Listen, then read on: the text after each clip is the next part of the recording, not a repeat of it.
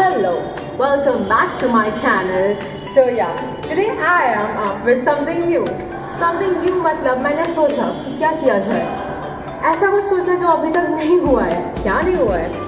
तो हम आज नीट एस्पिरेंट रह चुके हैं. तो हमें पता है कि नीट एस्पिरेंट का MBBS के लाइफ में क्या होता है, क्या चल रहा होता है, इसमें बहुत इंटरेस्ट होता है. तो मैंने सोचा क्यों ना ये काम हम करें कि मैं एक ऐसी सीरीज बनाऊँ दैट इज नाम मैंने दिया उसका MBBS diaries.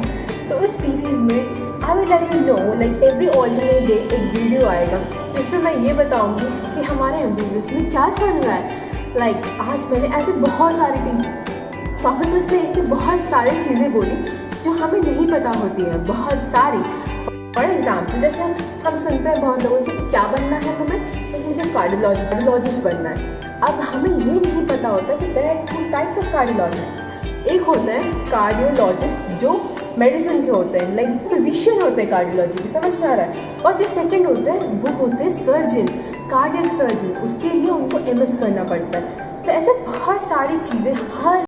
So, as you all know, that Unacademy is the India's largest learning platform, and they have started their Unacademy Prodigy test, in which students from class 7, 8, 9, 10, 11, 12, and medical engineering aspirants can give this Prodigy test, and they can win exciting rewards and scholarships. And you can use my code Unstoppable to enroll for free. And apart from this, there are so many exciting offers like iPad and MacBook Pro, iPhone, Amazon Echo Dot, and Amazon vouchers. Unacademy is starting its new batch from 25th of February for NEET 2022 with its best educators all over the India. This iconic subscription, you can one-to-one time mentorship with your mentor. You can pre-book your slot according to your convenience, and one more thing, you can just book your schedule with your preferred language. There is no barrier of language for. There is also a new thing called Unacademy Live subscription, in which you can find like 10,000 practice papers and test papers made by top educators of India. And finally, the boom surprise that you can get the maximum discount of 33% now with my code Unstoppable. Unstoppable जब लिखना ना code में, तो उस वक्त सोचना कि this time I am buying this Unacademy subscription and I am really gonna be unstoppable. Got it? और भी बहुत सारी चीज़ें जो मुझे आज पता चली. I thought let's share this with you. Okay. So for example, आज हमें ये बताया गया कि MBBS करने के बाद हम PG जो पोस्ट ग्रेजुएशन है वो किस किस फील्ड से कर सकते हैं. ओके. तो जब हमें सबसे ज़्यादा मेजॉरिटी लोगों को पता होता है कि नहीं PG करेंगे. PG क्या मतलब? नीट PG करेंगे जो अब नेक्स्ट के नाम से होने वाला है एग्जिट टेस्ट से. ठीक है. तो PG करेंगे, MD बनेंगे, MS बनेंगे. बट देयर आर अभी आज मैं 12 ऑप्शंस बताए कि हम क्या क्या कर सकते हैं. तो let's start with the first one. First one is MD MS में तो या फिर तुम MD मतलब PG करके MD कर लो किसी भी ब्रांच से. ठीक है. और या फिर तुम MS करो किसी भी ब्रांच से. फर्स्ट थिंग तो DNB कर सकते हो. DNB मतलब that is diploma in national boards. उसमें क्या होता है, जो PG का कोर्स होता है ना, जो MD MS का होता है, उसके जस्ट सिमिलर ही होता है DNB, but there is some difference. जैसे कि DNB अगर तुम बहुत ज़्यादा रेपुटेड किसी जगह से कर रहे हो तो वो बहुत ज़्यादा अच्छा होता है. बट अगर तुम किसी नॉर्मल जगह से कर रहे हो तो वो उतना अच्छा नहीं माना जाता है. और हाँ, जो पासिंग रेट होता है ना DNB में वो थोड़ा सा कम होता है. ऐसे बहुत लोग होते हैं. आजकल हम देख रहे हैं कि doctors they are very much interested in UPSC civil services. ठीक है. तो तुम UPSC करके सिविल सर्विस एग्जाम अगर क्रैक करना चाहते हो तो तुम ये कर सकते हो. ठीक है. And there is one more thing, UPSC CMS में क्या है, इसमें तुम रेलवेज या फिर लाइक मेडिकल ऑफिसर ये सारी चीज़ें बन सकते हो. ठीक है.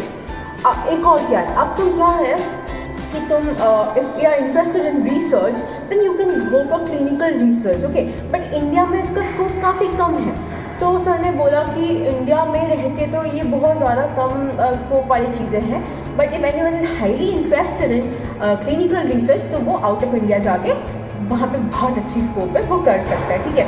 और तुम्हें पता है कि जैसे नेक्स्ट एग्ज़ाम होता है वैसे यूएस का जो एग्ज़ाम होता है वो यूएसएमएलई होता है। यूएसएमएलई और फ्लैप जो होता है वो यूके का एग्ज़ाम होता है। बट यूएसएमएलई का जो एग्ज़ाम होता है वो खुद में ही एग्ज़ाम देना ही एक बहुत टफ चीज़ हो जाती है। क्यों? क्योंकि उसके जो फॉर्म होता है ना वो फॉर्म में ऑलमोस्ट लैक्स 1.5 लैक्स का हो जाता है। जैसे हमारे नीट पीजी का फॉर्म 4-5,000 का होता है और वहाँ पे वो 1 लाख प्लस चला जाता है। तो एवरीवन कांट अफोर्ड कि वो यूएसएमएलई का एग्ज़ाम दे पाए।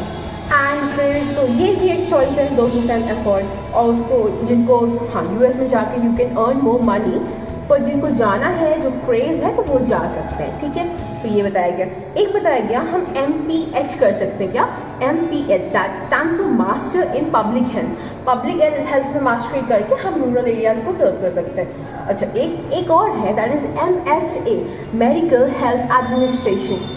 इसमें क्या होता है ना कि अगर आप मेडिकल हेल्थ एडमिनिस्ट्रेशन का इससे पीजी करते हो, इससे पोस्ट ग्रेजुएट करते हो अपना, तो आप जैसे कि बड़े बड़े हॉस्पिटल मैनेजमेंट वगैरह होता है आप ये सीख सकते हो। प्राइवेट सेक्टर्स में आपकी डिमांड होगी। बट सर ने बोला ये बहुत अच्छी चीज़ नहीं है क्योंकि यहाँ पे हमें बहुत प्रॉब्लम होगी एज अ डॉक्टर। ये बहुत ज़्यादा like you know business side से चला जाएगा। एनीवन इफ इंटरेस्टेड तो कर सकता है। और एक पता है MBBS के बाद MTech भी कर सकते हैं हम लोग। ये हमें नई चीज़ आज पता चली। MBBS के बाद MTech करके क्या हो सकता है कि MTech करने के बाद जैसे हमारे जैसे अल्ट्रासोनोग्राफी, सर ने बोला कि बहुत टाइम पहले तक देयर वर ओनली एक्सरे, हमारे पास बस एक्सरे थी, फिर हमारे पास अल्ट्रासोनोग्राफी आया। तो ये सब कैसे? क्योंकि एडवांसमेंट हुआ साइंस में। और ये एडवांसमेंट किसने किया? देखो जो केवल इंजीनियर्स हैं उनको बहुत ज़्यादा तो नहीं पता ना कि हमारे मेडिकल फील्ड में क्या क्या चीज़ें ज़रूरत होती है। तो जो MBBS करके जाता है वो उसे पता होता है कि कैसी चीज़ें वर्क करती हैं। तो अगर कोई MBBS करने के बाद इज इंटरेस्टेड, ही और she is interested in instruments and making appliances, तो इसके लिए होता है MTech। आप डायरेक्टली MBBS करके MTech कर सकते हो, वहाँ पे आप रिसर्च कर सकते हो in this medical technology field. ठीक है, एक और है MMST। ये अभी तक इतना ज़्यादा पॉपुलर ब्रांच नहीं है, बहुत कम लोग जानते हैं इसको। And this stands for MMST stands for masters in medical sciences and technology. इसमें क्या है? मेडिकल बायोटेक्नोलॉजी, वही आप अगर किसी रेप्यूटेड इंस्टीट्यूट से कर रहे हो और बायोटेक्नोलॉजी में आपको करियर बनाना है, बायो इन्फॉर्मेटिक्स में बनाना है, तो you can go for this. ठीक है, और एक और जो चीज़ है that is you have one more like you know pathway to get into a very reputed college and university for your PG. How is that? That is by working with the primary health centers for 3 years.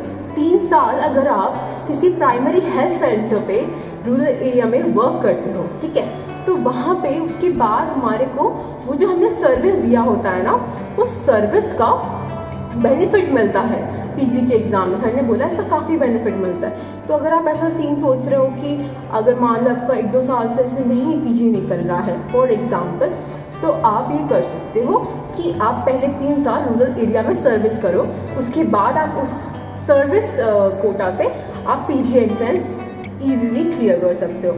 And पर हाँ, उनकी भी अलग bond होती है कि PG clear करने के बाद आप वापस आके उस रूरल एरिया में कुछ एक सर्टेन अमाउंट ऑफ टाइम तक के लिए आपको सर्विस देना पड़ेगा। सो यार that's it, so many new things we came to know today. And मुझे लगा कि यार ऐसी चीज़ें हमें नहीं पता होती है, आज तक मुझे नहीं पता थी और बहुत सारे लोगों को नहीं पता होगी इतनी सारी चीज़ें। मतलब 2-3 चीज़ें पता होती है पर इतनी सारी चीज़ें नहीं पता होती है। आई थॉट नॉलेज तो बांटने से ही बढ़ता है ना, तो एक्सपैंड किया जाए अपनी नॉलेज को। That's why I am thinking of launching this new series of MBBS diaries. Do let me no कि ये कैसा था और ऐसे नए नए वीडियोस, नए नए चीज़ों के बारे में जानने में आपको कैसा लगेगा। So okay, let me know. Bye bye, take care.